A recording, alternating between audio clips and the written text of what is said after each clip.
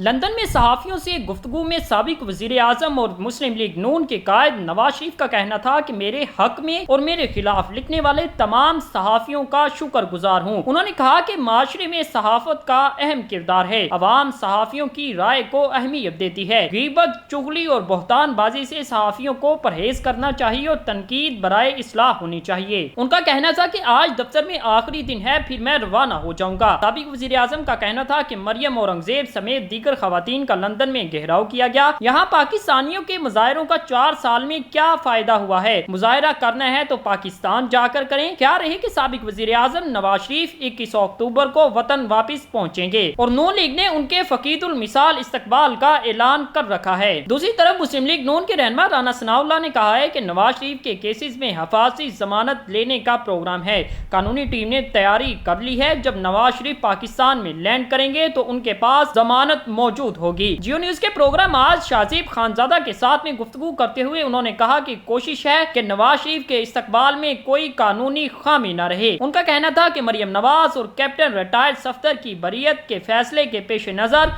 نواز شریف کو ضمانت ملنے کے امکانات روشن نظر آ رہے ہیں۔